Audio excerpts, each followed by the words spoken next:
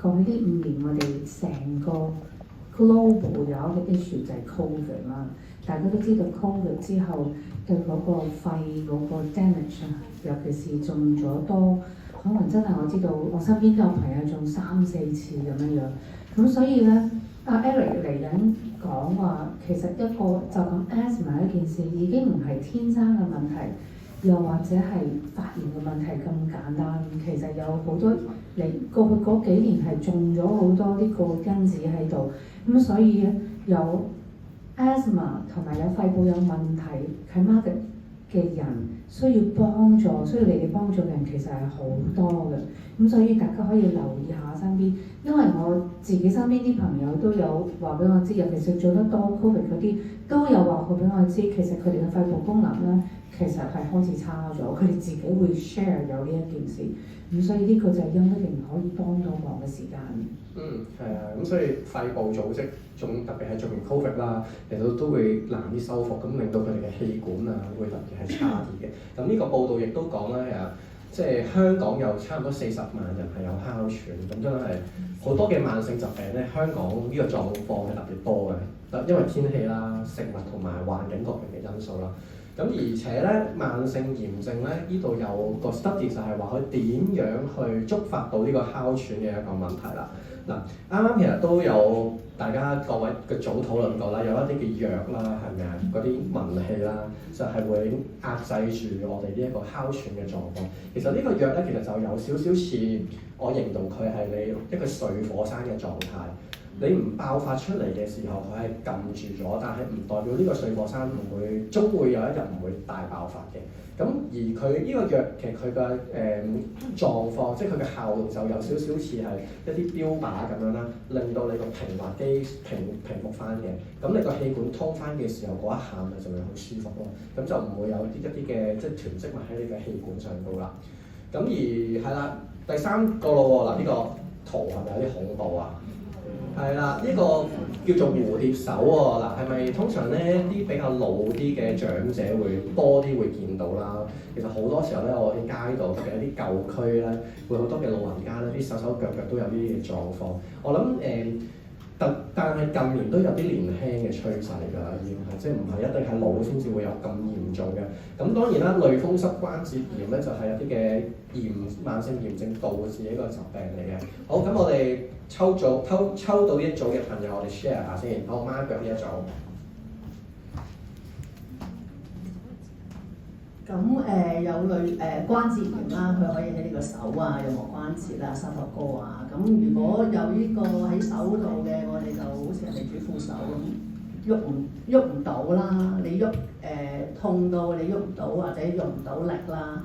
咁譬如你揸個煲，突然間你發作咗大件事啦，導致埋你倒西門個熱水整傷埋自己添。咁變咗。如果坊間會去點樣治療呢個炎症呢個關節炎咧，就可能貼啲止痛貼啊，搽啲止痛油啊。咁但係好彩我哋 Youngton 有啦，有油又有啦，有好多嗰個舒緩膏啦 Cool 啊嗰啲凍又有熱又有啦。咁又可以食翻我哋個薑黃，又可以有呢個消炎嗰個效果啦。仲有啲咩我哋要生活茶係啦 ，LG 係啦，幫助潤滑翻我哋個關節啲。搽 Ring Drop 亦都可以幫助我哋鬆翻我哋肌肉，亦都可以保護翻個關節咯。係啦。多謝 Margaret 呢組，有冇另外一組係都係呢一邊嘅朋友嗰度？係啦。大家好，我係 Christine。咁呢個疾病嘅即係其實即係24小時會痛嘅嗰個關節，因為我有親戚都有，其實係無比痛楚，因為佢唔可以去一啲好遠嘅地方啦。即係譬如我想去旅行啊，其實佢都會 keep 住要食止痛藥嘅，甚至太痛嘅時候，可能真係長期要食咧，會傷到佢嘅肝臟啦，亦都帶來佢係社交方面會影響咗，因為佢真係唔係好出到街嘅，咁帶來佢對於佢嚟講係幾痛苦嘅。咁好多時候其實可能係會因為一個係個身體嘅免疫系統，亦都令到佢會有一啲關節嘅問題嘅。因為我嗰個親戚其實都真係做咗一個好大嘅手術之後先開始有呢啲問題，佢以往係活動治療冇問題。咁咁另外就係如果我哋休息其實deep relief 我都聽頭先講 deep relief 都會幫到啦，除咗食 supplement，咁大約就係咁樣。好多謝。supplement 不如頭先講咗。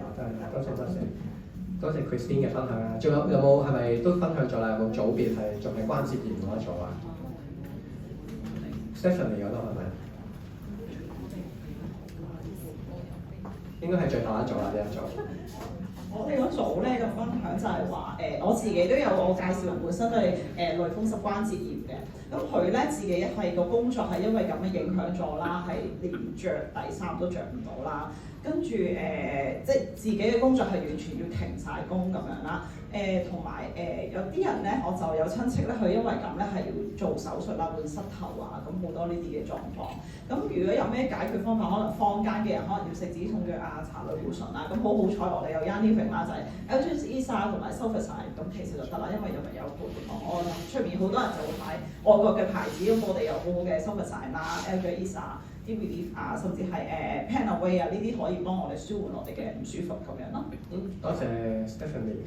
係啦，咁長期咧就會侵蝕我哋一啲嘅軟組織嘅關節啦，導致到變形。所以初咧可能就係一啲好少嘅痛症嘅啫，你唔理下佢又唔理下佢咧，然後就慢慢就會好嚴重㗎啦，呢一個關節炎。咁啊，大家知唔知佢係邊個啊？謝影雪知唔知佢係邊個啊？打羽毛球我哋港隊嘅代表嘛，係啦。咁你諗下喎，佢係一個好後生，仲要係一個精英運動員啦，佢攞獎㗎嘛，係咪？佢又做運動啦，飲食應該都相當健康，佢都有關節炎，所以唔係話你健康就覺得自己冇呢個慢性嘅炎症嘅，就係咁樣。所以其實佢即係你睇下佢要抽，即係喺個膝頭度抽多幾多水出嚟，就係去解決佢呢啲嘅炎症，所以係好痛。特別係如果係一個運動員啦，會影響咗佢嘅一個職業嘅生涯啦。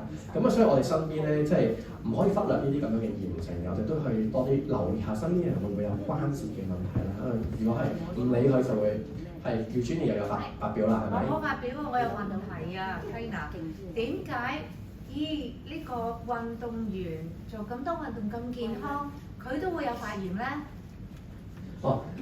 其實有好多，因為咧運動員咧，雖然佢有好多嘅食好多嘢營養嘅嘢啦、補充品啦，但係你諗下佢咁大嘅運動量嘅時候咧，都需要有好多嘅營養補充品去幫助佢。就其實我之前咧睇過一個調查嘅，因為嗱，如果大家記得我一開始係講緊自由基呼吸咧，會導致多啲嘅炎症發生嘅。我睇過嗰個調查就係話一啲針對於耐力或者係爆發力嘅運動，譬如係短跑、長跑呢一啲咧，佢呼吸嘅次數越頻密嘅時候咧，佢身體嘅炎症咧亦都係會相對會較多啲。咁所以唔係話一定係運動員佢做好多運動就已經係好健康，佢一定要相對應地。其實如果大家都知道運動員一般佢都食好多補充品嘅，佢唔係就咁三餐就算數嘅。咁所以佢一定都會係有呢個對應去幫助佢體內嘅恢復咯，係啦。我仲想問個問題咧，類風濕關節炎同關節炎係一樣嘅㗎？其實關節炎係佢一個統稱嚟嘅，關節炎旗下係有好多嘅唔同嘅關節炎嘅品種，類風濕關節炎係其中一種嚟嘅。咁而類風濕關節炎咧，多數咧會喺女性上高發生嘅，比較喺男性係啦。咁嗱，我哋重溫一下3個重點啦，嗰個疾病啊，大家嘅討論都相當之有意義嘅，我相信大家都學得唔少㗎啦。即係可能你自己身邊未必有人識，即係好似我咁樣，我身邊唔係好多人有哮喘，我都透過你哋嘅討論咧，了解多咗，知道即係點樣去同人 share 分享嘅時候講多啲有呢啲嘅話題。咁啊嗱，發炎啦，發炎同哮喘、濕疹同埋關節炎等有關聯性，而且咧其實唔單止咁少㗎。啱啱講過嘅糖尿病啊、心臟病都係有關係嘅，所以你哋有時間可以自己返屋企再 study 一下嘅。咁而且呢啲長年嘅疾病咧，唔止係影響人嘅健康嘅，好似啱啱你哋講過嘅心理嘅影響啦，或者係我哋人際社交咧，亦都係有影響嘅。好啦，嗱，接下來咧，我哋就講下一個都好普遍嘅，就係其實大家都